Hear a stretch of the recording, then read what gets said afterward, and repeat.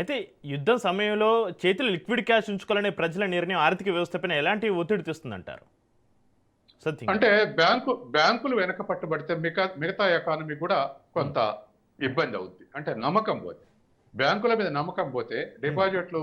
ఉన్న డిపాజిట్లు ఉపసంహరించుకుంటాం అంటే అప్పుడు అసలు ఆర్థిక వ్యవస్థ స్తంభించిపోయే అవకాశం ఉంది. కాబట్టి వాటి మీద ఏదో ఒకటి రిస్ట్రిక్షన్స్ పెట్టాల్సి వస్తుంది. హ్మ్. ఒకేసారి డిపాజిట్లు డ్రా చేయడానికి లేదనో, లేదా తడవ కింద డ్రా చేసుకోండినో ఇటువంటి. అయితే వాళ్ళ ఎకానమీ పర్ క్యాపిటానికి మాత్రం $19,000 ఉంది. హ్మ్. అంటే పేద దేశం ఏం కాదు.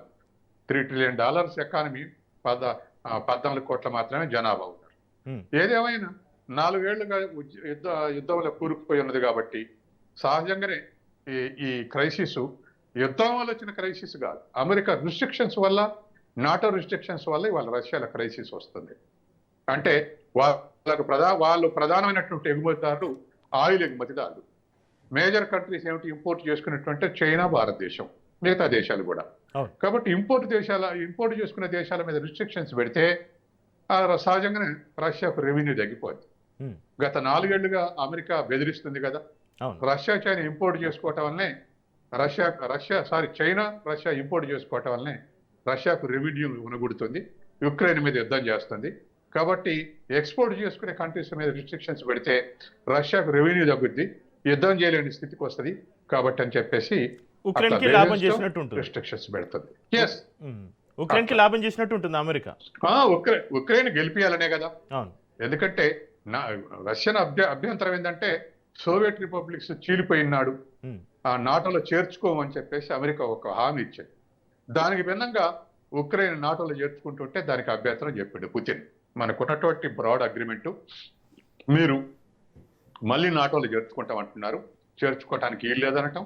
హ్మ్. అట్లాగే ఉక్రెయిన్ కూడా మీరు చేరటానికి వీల్లేదు, మా టార్గెట్స్ అన్ని అమెరికన్ టార్గెట్స్ లోకి వస్తాయి, మా దేశంలో ఉన్నటువంటి అన్ని కూడా. మాస్కోకు ఉక్రెయిన్కు మధ్య దూరం 100-120 కిలోమీటర్లే. కాబట్టి మీరు నాటోలో చేరటానికి వీల్లేదు. మీరు నాటోలో చేరితే అమెరికా ఆయుధాలు మొత్తం కూడా మిలిటరీ బేషన్స్ మీ దేశంలో పెడతారు.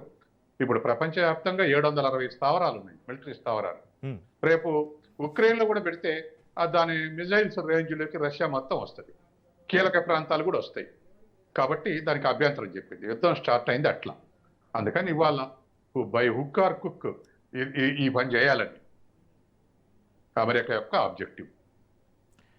అయితే సత్యం గారు, ఈ పుతిన్ సర్కార్ దేశ సంపదను రక్షణ రంగానికి ఎక్కువగా మళ్లిస్తుంది. అయితే దీనివల్ల సామాన్యుల బడ్జెట్ ఎంతవరకు దెబ్బతింటుంది? రష్యా అంతర్గతంగా ఎదుర్కొంటున్న ఈ వార్ టైం ఎకానమీ సంక్షోభాన్ని పుతిన్ ఎంతకాలం భరించగలరంటారు? ఖచ్చితంగా ప్రెజర్ ఉంటుంది, ఎందుకంటే అయితే ఆయుధాలు రష్యాకు దిగుమతి చేసుకోవాల్సిన అవసరం లేదు. అదొక ప్లస్ రష్యా. మిగతా దేశాలన్నీ యుద్ధం వస్తుంటే దిగుమతి చేసుకోవటం అవన్నీ ఉంటాయి.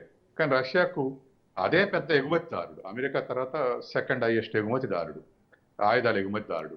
కాబట్టి తనకు ఆయుధాలు కొనాల్సినటువంటి అవసరం లేదు. అదొకటి క్రైసిస్లో పోకుండా ఉండటానికి అదొక ప్లస్ పాయింట్. రెండోది ఎకానమీ కూడా, జనాభా అత్యధికంగా లేరు కాబట్టి సెల్ఫ్ రిలయన్స్గా ఎకానమీ ఉంది. తర్వాత మూడోది వ్యాస్ట్ సోర్సెస్ ఉన్నాయి, ఆ సోర్సెస్ అన్ని వాడుకునే అవకాశం ఉంది. ఇప్పుడు ఏ దేశమైనా ఎక్స్పోర్ట్ చేయకపోతేనో, ఏ దేశమైనా ఇవ్వకపోతేనో అనే ప్రశ్న తలెత్తద్దు. వాళ్ళ దేశంలో ఓన్ రిసోర్సెస్ ఉన్నాయి. కాబట్టి క్రైసిస్ని కొంతకాలం వాయిదా వేసేటువంటి అవకాశం ఉంది, కొంతమేరకు వాయిదా వేసే అవకాశం ఉంది. ప్రధానంగా వాళ్ళు ఎక్స్పోర్ట్ చేసేంత ఆయిల్ కాబట్టి ఆయిల్ దిగుమతి దేశాల మీద అమెరికా రిస్ట్రిక్షన్స్ పెట్టినప్పుడు రష్యాకు ఇబ్బందులు వస్తున్నాయి. ఉదాహరణకు మనకు వాళ్ళకు మధ్య ట్రేడు, రష్యాకు ఇండియాకు మధ్య ట్రేడు ఆయుధాల స్నేహం ఉంది, రాజకీయ స్నేహం ఉంది, కానీ వ్యాపార స్నేహం లేదు. చాలా దూరం మనకు రష్యా. మొత్తం కలిపితే కూడా $4 ట్రిలియన్ ఇప్పుడు వ్యాపారం. అమెరికా తోటి $146 ట్రిలియన్ వ్యాపారం ఉంది ఇద్దరి మధ్య. చైనా తోటి $130 ట్రిలియన్ వ్యాపారం ఉంది ఇద్దరి మధ్య. కానీ రష్యాకు మనకు మధ్య ఉన్నటువంటి వ్యాపారం $4 ట్రిలియన్ మాత్రమే. కానీ డిస్కౌంట్ మీద పెట్రోల్ ఇచ్చిన తర్వాత ఇప్పుడు $65 ట్రిలియన్ ఉంది. అందులో వాళ్ళు $64 ట్రిలియన్ సర్ప్లస్ ఉంది మన మీద. మనం ఎగుమతి చేసేది $3 ట్రిలియన్ అయితే వాళ్ళు $65 ట్రిలియన్ ఎగుమతి చేస్తారు. ఈ మధ్య డిస్కౌంట్ రేట్కు పెట్రోల్ ఇచ్చినాక ఇద్దరి మధ్య ట్రేడ్ పెరిగింది, అదవరకు చాలా మినిమం ఉంది. అందుకని ఇప్పుడు ఉన్నటువంటి పరిస్థితుల్లో ఆయిల్ ఎగుమతి మీదనే రిస్ట్రిక్షన్స్ పెడితే రష్యాకు కొన్ని ఇబ్బందులు వస్తున్నాయి. అయితే ఆ ఇబ్బందుల్ని బయటపడటానికి దానికి ఒక సోర్స్ ఉంది. ఒకవేళ భారతదేశం ఎంత మునుపట్లాగిన ట్రంప్ బెదిరిస్తే వెనక్కు తగ్గినట్టుగా ఉమ్, చైనా అది బెదిరిస్తే చైనా వెనక్కు తగ్గదు. కాబట్టి యథావిధిగా రష్యా నుంచి ఇంపోర్ట్ చేసుకునే దేశంగా చైనా ఉంటుంది. ఉమ్, చైనా మీద నుండి ఉత్తర కొరియా ఉంటుంది. అట్లాగే చైనా రష్యా నుంచి విడిపోయిన రిపబ్లిక్లు బెలారస్ కానీ ఇటువంటి దేశాలు ఇంకో 5 దేశాలు దానికి తోడుగున్నాయి. ఇవన్నీ ఇంపోర్ట్ చేసుకుంటే యుద్ధాన్ని జరిపోవడానికి పెద్ద ఆ, అయ్యే ఖర్చు వెళ్తుంది. అదేం పెద్ద సమస్యగా. ఏదేమైనా ఒక యుద్ధం ఇవాళ అమెరికానే ఇరాన్ మీద యుద్ధం చేస్తే ఉమ్, 3 నెలల కాలంలోనే $200 ఖర్చు అవుతుంది. $200 బిలియన్ ఖర్చు అయింది అమెరికా. ప్రత్యక్షంగా $50 బిలియన్, ఇతర ఖర్చులు $150 బిలియన్ అయింది. కాబట్టి అంత పెద్ద ఎకానమీ, $31 ట్రిలియన్ ఉన్న ఎకానమీ మీద $200 బిలియన్ అమెరికా పని అయిపోయింది, సంక్షోభానికి లోన్ అవుతుందని ముచ్చట పెడతారు. అవును. మరి ఇది $3 ట్రిలియన్ ఎకానమీ 4 ఏళ్ల సార్ యుద్ధం చేస్తే ఆ స్థాయిలోనే సంక్షోభం ఎదుర్కొనే అవకాశం ఉంది. ఉమ్. ఖచ్చితంగా మీరు అన్నట్టు ప్రెజరే. అయితే సత్యం గారు, ఇక్కడ రష్యాలో ద్రవ్యోల్బణంతో పాటుగా తీవ్రమైన కార్మికుల కొరత, లేబర్ షార్టేజ్ కూడా వేధిస్తుంది. ఇది దేశ వృద్ధిని ఎలా దెబ్బతీస్తుందంటారు? వాస్తవానికి వెస్టర్న్ కంట్రీస్ అంతా ఈ స్కేర్ సిటీ ఉంది. ఉమ్, రష్యాలో కూడా ఈ స్కేర్ సిటీ ఉంది.